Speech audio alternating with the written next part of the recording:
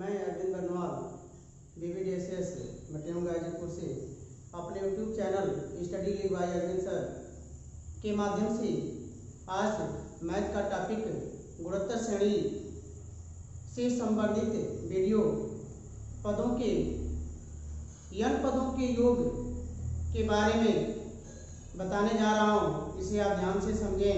इसमें जो भी कमियां हों उसे आप कमेंट करें तथा पूरा वीडियो देखने के बाद लाइक तथा सब्सक्राइब और शेयर करना न भूलें। तो हमारा टॉपिक है आज का गुणोत्तर श्रेणी के n पदों का योग ज्ञात करना। तो गुणोत्तर श्रेणी जैसा कि हम जानते हैं, गुणोत्तर श्रेणी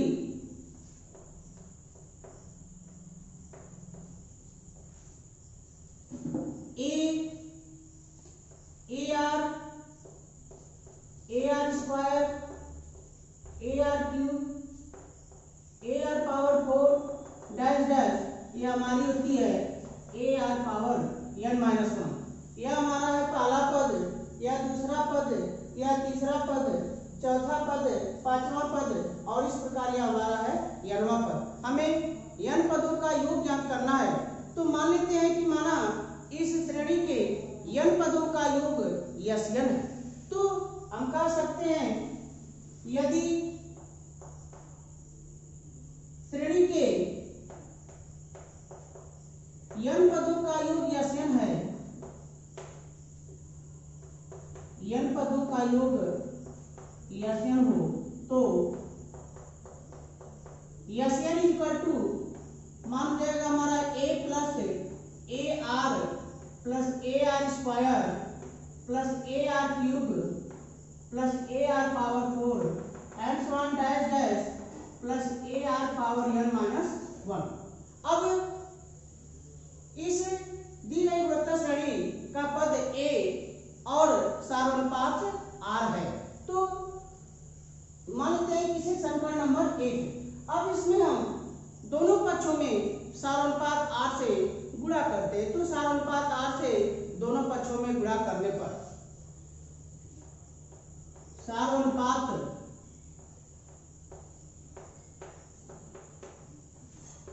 R से दोनों पक्षों में गुणा करने पर, दोनों पक्षों में गुणा करने पर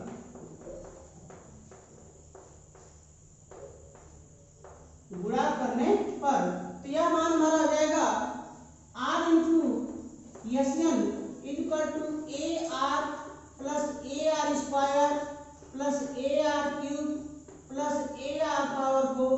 यानी जब हम प्रत्येक पद में R से गुणा कर देंगे तो प्रत्येक पद में R की घात 1 बढ़ जाएगी।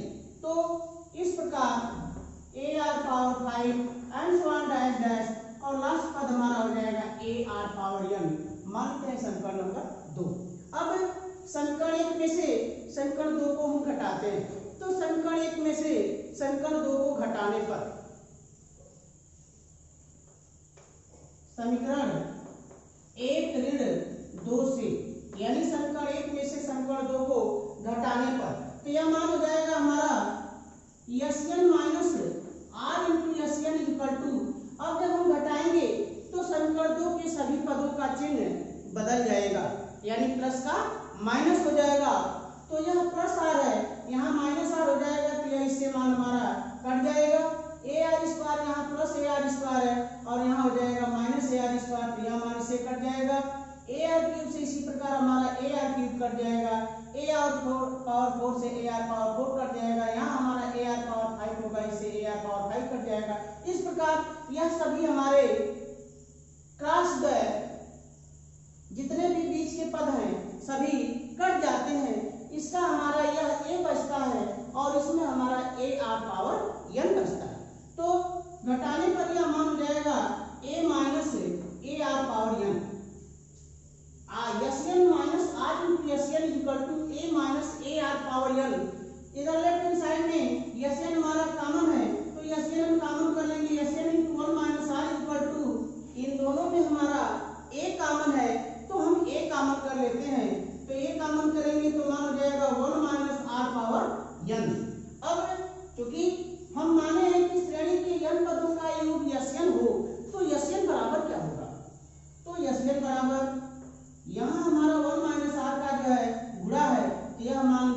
पक्षांतर कर देंगे तो यह भाग के रूप में हो जाएगा। तो Sn equal to a into 1 minus r power m upon 1 minus r, और यह हमारा गुणोत्तर श्रेणी, किसी भी गुणोत्तर श्रेणी जिसका प्रथम पद के सारानुपात r हो उसके n पदों का योग Sn equal to a into 1 minus r power m upon 1 minus r. यह है कि r is less than, r का मान जब 1 से कम हो, यदि r का मान 1 से अधिक हो तो यदि r इज ग्रेटर देन 1 तो Sn इक्वल टू हो जाएगा a into r power n minus 1 upon r minus 1। बस अंश और हर दोनों में प्लस के स्थान पर माइनस और माइनस के स्थान पर प्लस। तो इस प्रकार ये हमारा फार्मूला हो जाएगा कि Sn equal to a into 1 minus r power n upon 1 minus r, और जब r ग्रेटर देन 1 होगा तो Sn equal to a into r to the power n minus 1 upon r minus 1। अब अगला हमारा टॉपिक गुणोत्तर माध्य। तो गुणोत्तर माध्य मानते हैं कि माना दो संख्याएं a व b का गुणोत्तर माध्य कैपिटल G है। गुणोत्तर माध्य को हम कहते हैं ज्योमेट्रिक मीन। तो a व b का यदि गुणोत्तर माध्य G हो, माना a व b का गुणोत्तर माध्य G है, कैपिटल G है, तो हम कह सकते हैं कि जब a और b का गुणोत्तर माध्य G है अर्थात AGB गुणोत्तर श्रेणी होगी।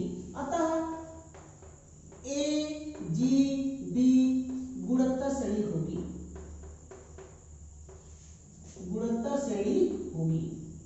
जब AGB हमारी गुणोत्तर श्रेणी होगी, जब तीन राशियां गुणोत्तर श्रेणी में हों, तो जैसा कि हम जानते हैं कि गुणोत्तर श्रेणी में क्रमिक पद के बीच सारानुपात समान होता है। तो a और g के बीच जो सारानुपात होगा वही g और b के बीच होगा, अर्थात T2 अपान T1 is equal to T3 upon T2। तो गुणोत्तर श्रेणी के सिद्धांत से अतः हम लिख सकते हैं कि g upon a is equal to b upon g। जैसा कि हम जानते हैं कि a और b हमारा ज्ञात है और हमें g का मान ज्ञात करना है, तो अज्ञात राशि हमेशा हम एक तरफ करते हैं। तो बाई क्रॉस मल्टीप्लिकेशन तिर्यक गुणा करने पर, तो तिर्यक गुणा करते जब हम, तो g का g में गुणा कर देंगे g स्क्वायर और a का हम b में गुणा कर दिए तो मान हमारा हो गया ab, यानी हो जाएगा मान हमारा g square equal to ab। तो g बराबर, तो यह हो जाएगा मान हमारा अंडर रूट ab। अतः हम कह सकते हैं कि चूंकि माना गया है कि कैपिटल G a और b का गुणोत्तर माध्य है, अतः हमारा फार्मूला यह प्राप्त होता है कि किन्हीं दो संख्याओं a व b का गुणोत्तर माध्य अंडर रूट ab होगा। अर्थात गुणोत्तर माध्य की अगर हमारी परिभाषा बतानी हो तो हम कह सकते हैं कि किन्हीं दो संख्याओं का गुणोत्तर माध्य उन संख्याओं के गुणनफल के वर्गमूल के बराबर होता है। अर्थात किन्हीं दो संख्याओं के गुणनफल के वर्गमूल को, किन्हीं दो संख्याओं के गुणनफल के वर्गमूल को उन संख्याओं का गुणोत्तर माध्य कहते हैं। अतः किन्हीं दो संख्याओं के गुणनफल के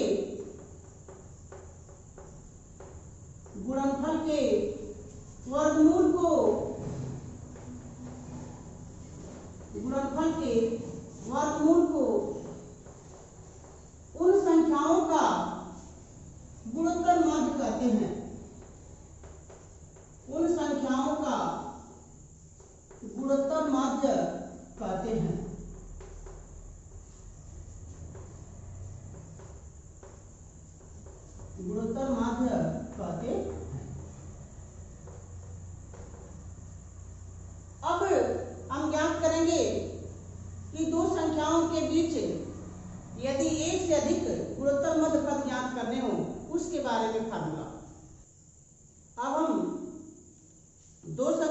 के बीच n गुणोत्तर मध्य पदों के बारे में चर्चा करते हैं।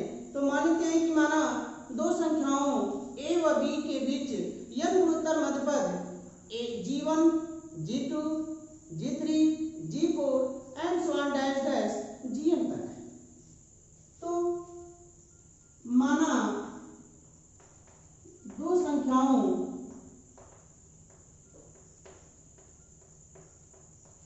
a व b के बीच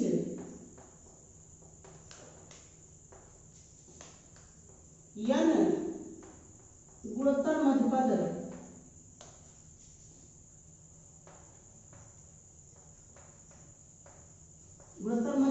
क्रमशः g1, g2, g3, g4 and so on dash dash gn है। अतः हम कह सकते हैं a g1, g2, g3, g4 and so on dash dash gn b गुणोत्तर श्रेणी होगी, गुणोत्तर श्रेणी होगी।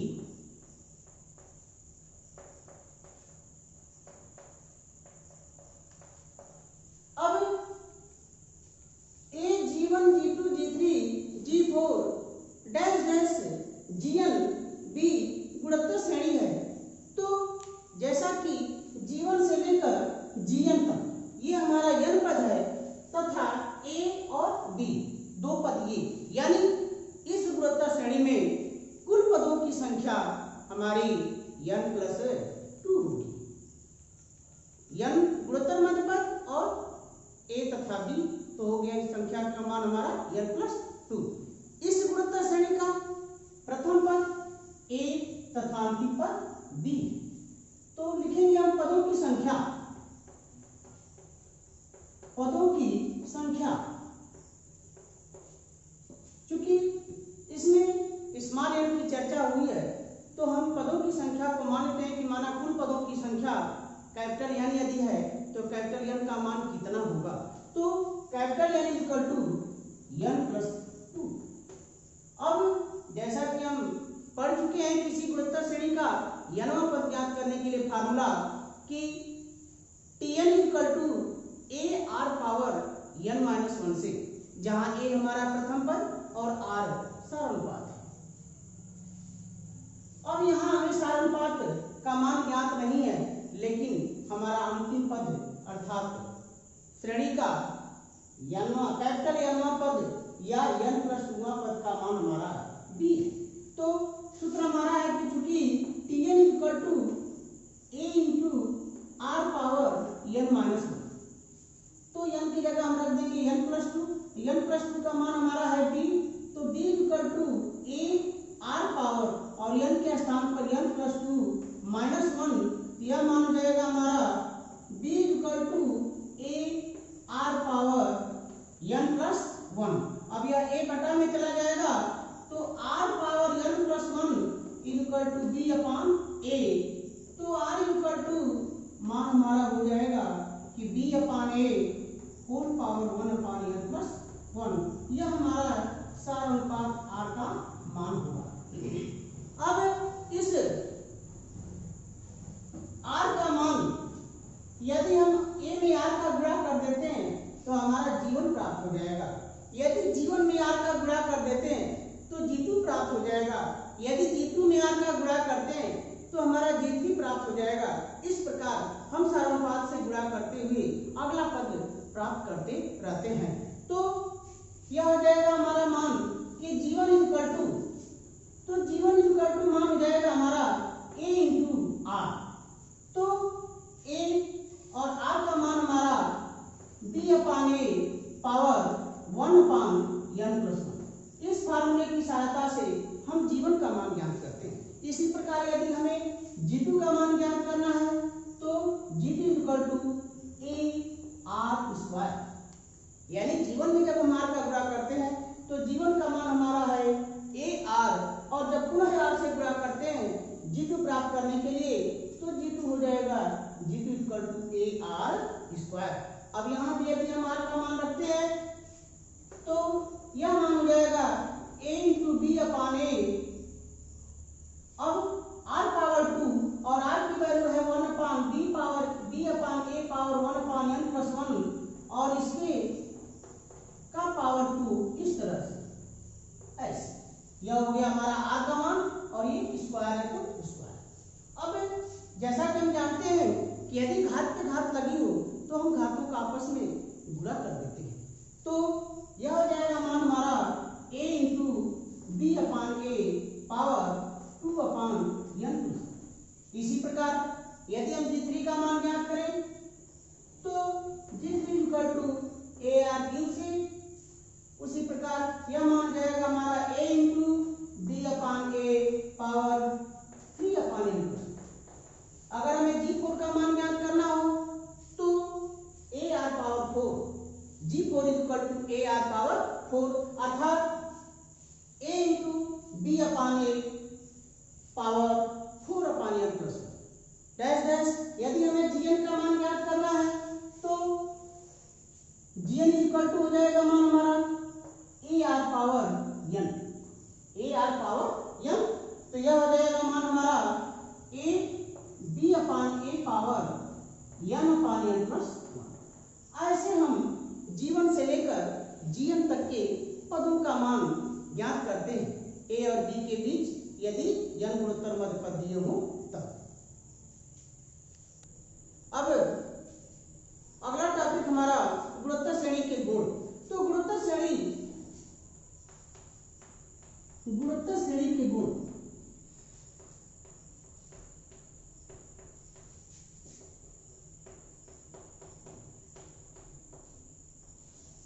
तो पहला नंबर, यदि गुणोत्तर श्रेणी की 3 संख्याएं लेनी हो।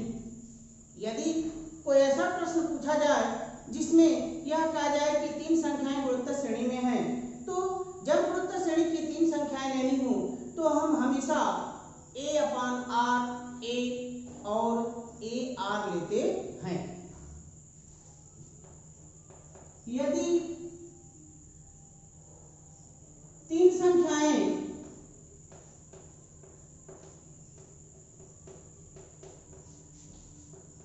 गुणोत्तर श्रेणी में हो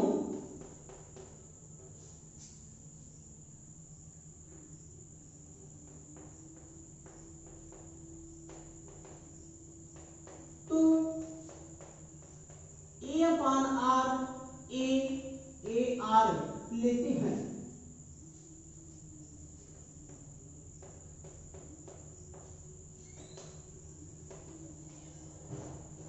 यदि 4 संख्याएं गुणोत्तर श्रेणी में हो तो a upon r cube a upon r a r cube हम लेते हैं। यदि 4 संख्याएं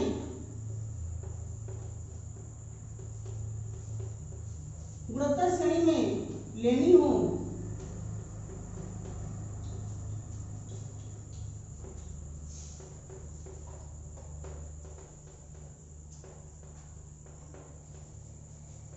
तो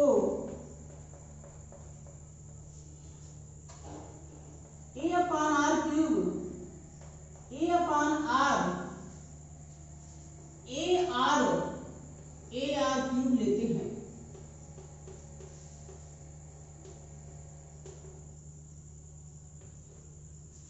हम गुणोत्तर श्रेणी के गुण के बारे में चाहे कितनी संख्याएं पूछी जाए, हम यह देखते हैं कि उन सभी संख्याओं का गुणा करने पर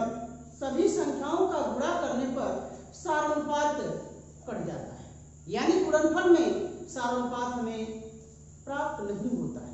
केवल एक ही, अगर 3 पद है तो एक की घात 3 प्राप्त हो जाएगा, अगर 4 पद है तो एक की घात 4 प्राप्त हो जाएगा, अगर 5 पद लेने हो तो एक की घात 5 प्राप्त होगा। यानी गुणा करने के बाद, उन सभी संख्याओं का गुणा करने के बाद सारानुपात सभी परस्पर कट जाते हैं। उसी प्रकार यदि गुणोत्तर श्रेणी की 5 संख्याएं लेनी हो, यदि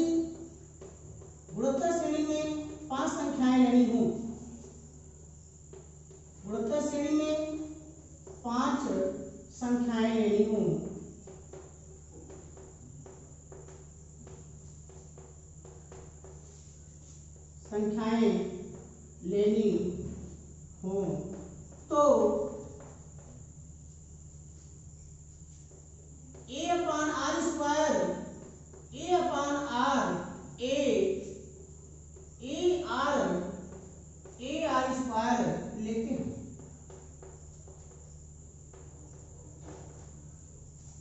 यदि गुणोत्तर श्रेणी की 6 संख्याएं लेनी हो तो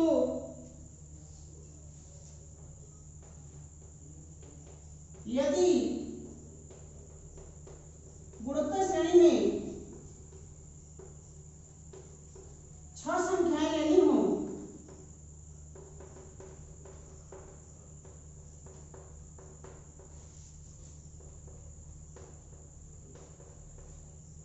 तो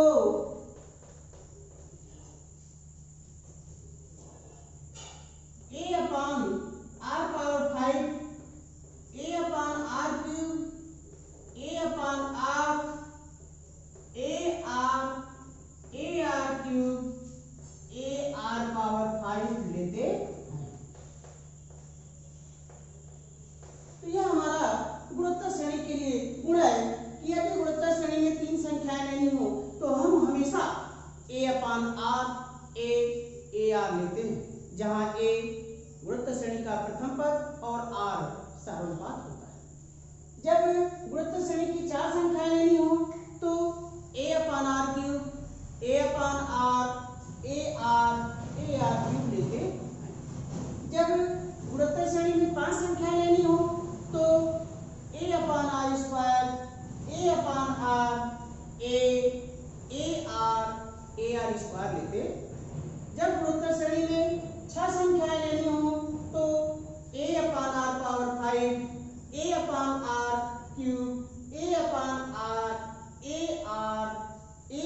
क्यूब a आर पावर 5 लेते हैं।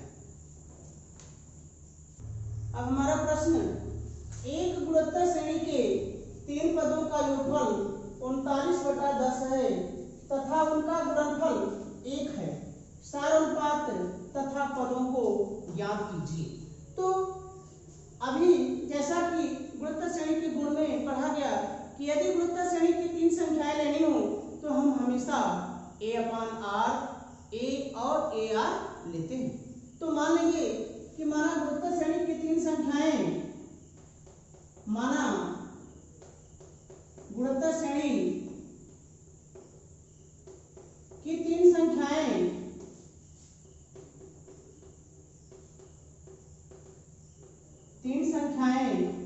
क्रमशः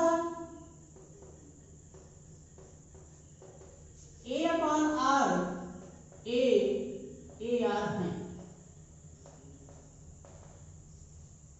जब हम गुणोत्तर श्रेणी की 3 संख्याएं मान लिए a अपान आर ए और ए आर, प्रश्न के अनुसार कह रहा है कि 3 पदों का योगफल 39/10 है, यानी प्रश्नानुसार a upon r plus a r बराबर 39/10। तो प्रथम शर्तानुसार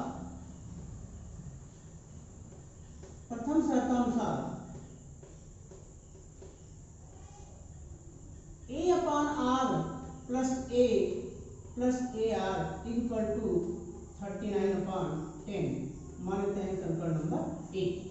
अब इसी प्रश्न में कह रहा है कि उनका गुणनफल 1, जब उनका गुणनफल 1 है यानी यदि हम तीनों का गुणा कर दें तो हमारा गुणनफल 1 प्राप्त होगा। तो द्वितीय शर्तानुसार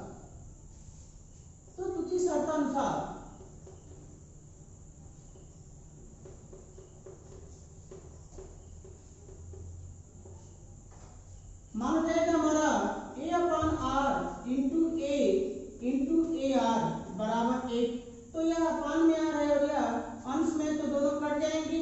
a इंटू ए यानी हो जाएगा a क्यूब इक्वल टू 1।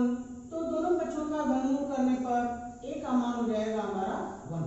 जब a का मान हमको 1 प्राप्त हो गया, यह a का मान हम समीकरण 1 में रखते हैं और जब समीकरण 1 में हम a का मान रख देते हैं तो दूसरा जो अज्ञात मान r है उसका मान हमको ज्ञात हो जाता है। तो समीकरण 1 में a का मान रखने पर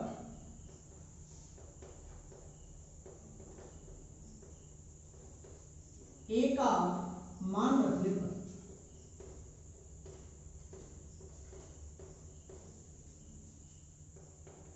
तो ए का मान 1/r plus 1 plus a into r, तो 1 इंटू आर तो प्लस आर, और यह हो गया मान 39/10।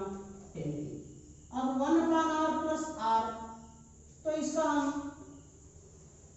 और लसन लेते हैं, हल करते हैं इसको, और 1 को इधर हम पक्षांतर कर देते हैं, तो यह मान हमारा इस प्रकार प्राप्त हो जाता है कि 1/r plus r equal to 39/10 minus 1।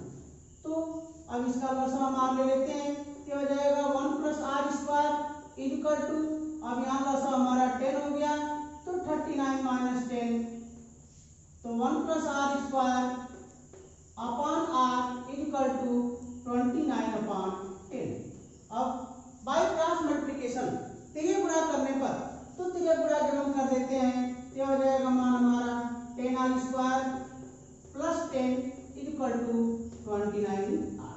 अब इसको हम पक्षांतर कर देते हैं, तो 10r square minus 29r plus 10 equal to 0। अब जैसा कि गुणनखंड नियम कि चर राशि की सबसे बड़ी जो घात होती है उसके गुणांक और अचर पद के गुणांक से हम गुणा करते हैं, पुनः उसका ऐसा गुणनखंड करते हैं कि मध्य पद के गुणांक के बराबर प्राप्त हो। तो 10 का 10 में जब हम गुणा करते हैं तो 10 दाम में 100, क्योंकि यहाँ पर प्लस का चिन्ह है, तो 100 का ऐसा हम खंड करेंगे कि मान जोड़ने पर, जब यहाँ प्लस का चिन्ह है तो जोड़ने पर हमारा 29 प्राप्त, 29 प्राप्त। तो 100 का गुणनखंड हम अगर करते हैं तो हमें प्राप्त होता है कि 25 चौके 100, 25 4 जा 100, तो 25 और 4 यदि हम जोड़ देते हैं तो मान हमारा 29 प्राप्त होता है, अर्थात 29 की जगह हम 25 और 4 लिखेंगे, क्योंकि बीच में माइनस का चिन्ह है, तो माइनस 25 आर और माइनस 4 आर।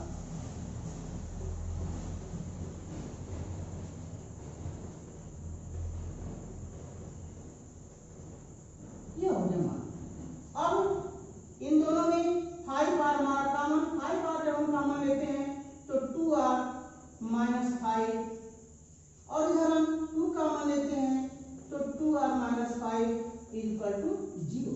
अब 2r माइनस 5 दोनों में हम कॉमन लेते हैं तो यह मान जाएगा हमारा 5r माइनस 2 इक्वल टू 0। अब जैसा कि हम जानते हैं कि यदि दो राशियों का गुणनफल शून्य हो तो निश्चित है कि किसी एक का मान 0 अवश्य होगा या दोनों का मान 0 हो सकता है। तो यदि 2r minus 5 equal to 0, 2r minus 5 equal to 0, तो r इक्वल टू हो जाएगा 5/2। अब हमें r का भी मान प्राप्त हो गया।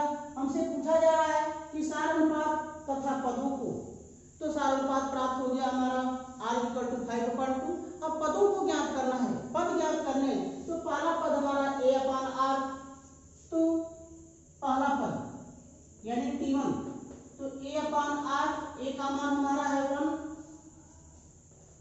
तो 1/5/2 यानी हो जाएगा मान हमारा 2/5। t2 इक्वल टू a, तो इसका मान हो जाएगा हमारा 1। t3 इक्वल टू ar, तो 1 इंटू 5/2 यानी हो जाएगा मान हमारा 5/2। इस प्रकार हमारे पद हो जाएंगे 2/5, 1 और 5/2। अतः अभिष्ट पद, अभिष्ट पद हो जाएगा हमारा 2/5, 1, 5/2 तथा सारानुपात का मान हो जाएगा 5/2। अब हमारा प्रश्न है कि n का मान ज्ञात कीजिए ताकि a power n plus 1 plus b power n plus 1 upon a power n plus b power n a तथा b के बीच गुणोत्तर मान है। जैसा कि हम जानते हैं, अभी पढ़ चुके हम कि दो संख्याएं a तथा b का गुणोत्तर माध्य √ab होता है। तो हम कह सकते हैं कि √ab का मान इस दिए गए मान के बराबर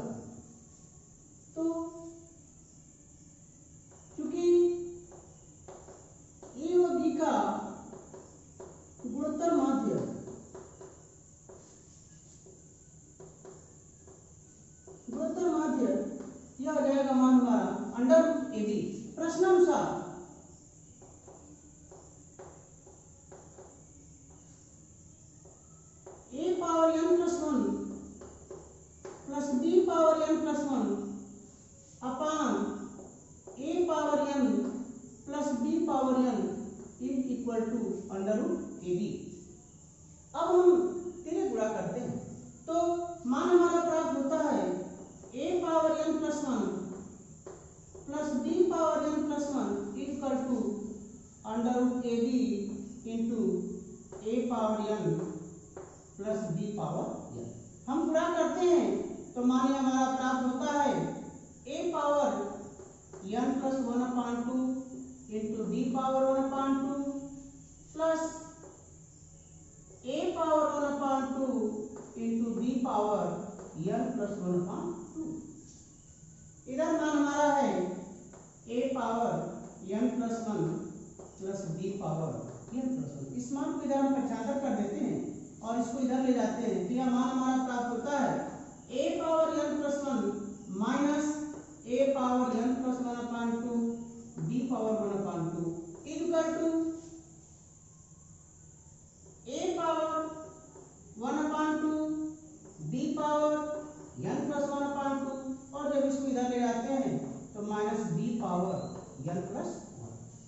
अब इन दोनों में हम देखते हैं कि a पावर n प्लस 1/2 इसमें भी है और a पावर n प्लस 1/2 इसमें भी है तो a पावर n प्लस 1/2 हम कॉमन कर लेंगे लेफ्ट हैंड साइड से। उसी प्रकार राइट हैंड साइड से हम b power n plus 1/2 common करेंगे तो a पावर n प्लस 1/2 यह मान जाएगा हमारा a power 1/2 minus b power 1/2 और इधर हम कॉमन करेंगे b पावर 1 n प्लस 1/2 तो मान जाएगा a power 1/2 minus b power 1/2। अब ये दोनों मान से कट जाएंगे यानी a power n plus 1/2 equal to प्राप्त हो जाएगा मान हमारा b पावर n प्लस 1/2। अतः a power n plus 1/2 equal to b power n plus 1/2। तो अब इसको हम 75 कर देंगे यह मान हो जाएगा हमारा a power n plus 1/2 upon b power n plus 1/2 equal to 1। यानी इसको इस तरह से कह सकते हैं कि दोनों पक्षों में b पावर n प्लस 1/2 से भाग दे देगा। तो जैसा कि हम जानते हैं कि किसी भी संख्या का घात यदि शून्य हो तो उसका मान सदैव 1 होता है। अर्थात इस 1 को हम लिख सकते हैं a/b पावर 0 के रूप में। तो यह हो गया हमारा a/b power n plus 1/2 equal to a/b power 0। चूंकि मान बराबर हैं दोनों के आधार समान हैं। जब आधार समान हो मान बराबर हो तो निश्चित है कि घातें भी परस्पर समान होंगी। तो घातों की तुलना करने पर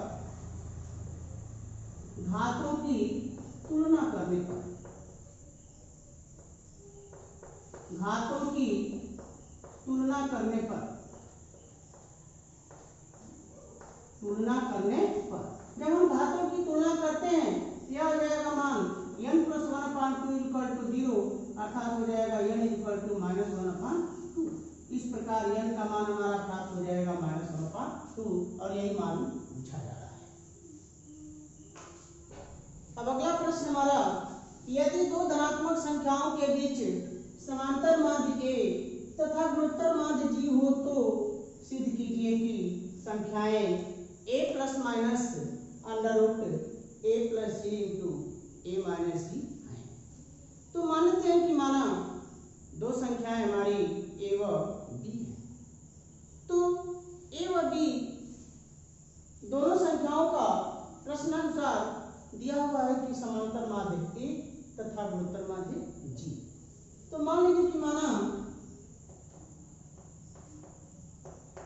दो संख्याएं a व b हैं।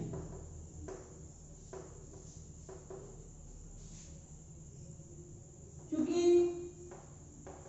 a व b का समांतर माध्य कैपिटल A, अतः a equal to a plus b upon 2।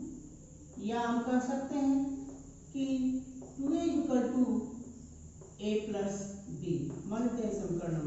1। अब क्योंकि ए व बी का गुणोत्तर माध्य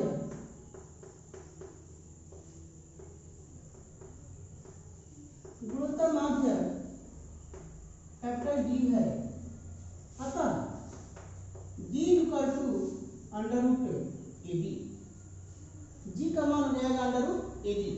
अब जैसा कि हमें कह रहा है ए प्लस डी इंटू ए माइनस जी, तो ए प्लस डी यानी ए में हम जी को जोड़ते हैं, implies that A plus D equal to, तो A plus B upon 2 plus under root A B, यानी हो जाएगा मान हमारा A plus B plus 2 under root A B whole upon 2, यह हमारा ए प्लस जी का मान।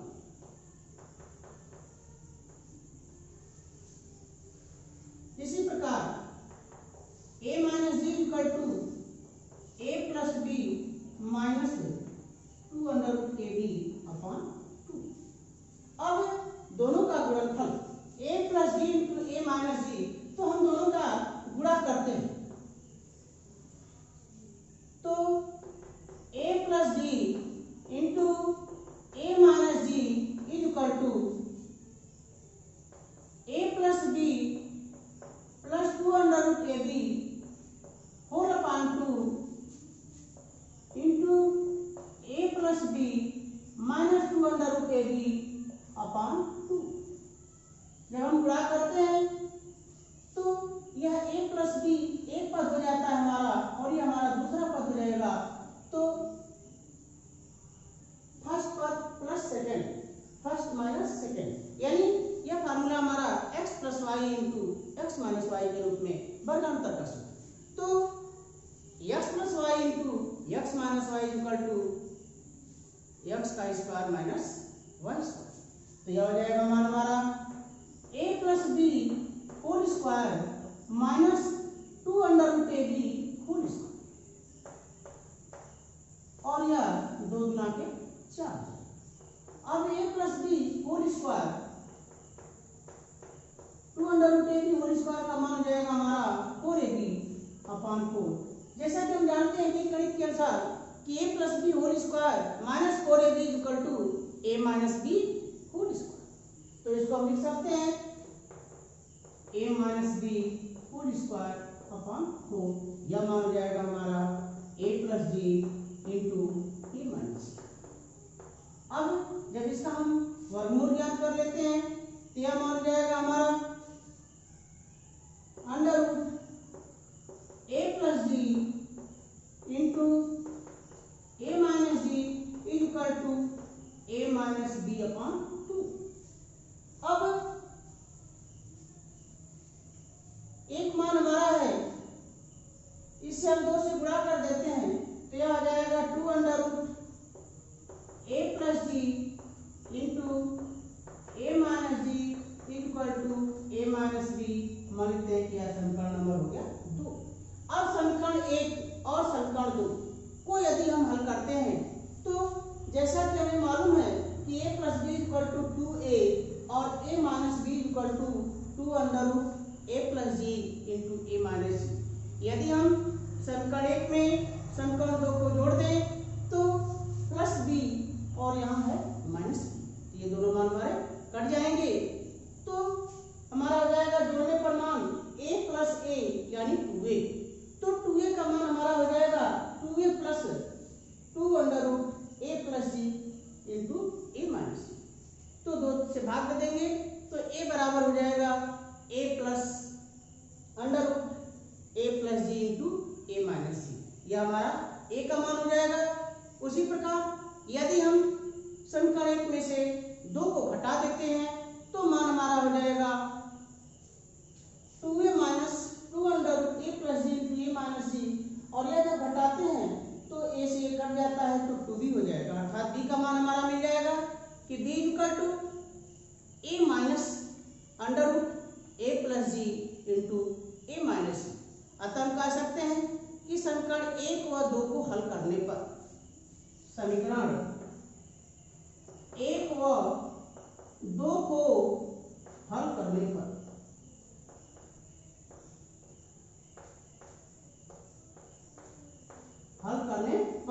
तो यह हो जाएगा a equal to a plus under root a plus ji into A minus, और b बराबर मान जाएगा a minus under root a plus ji into A minus.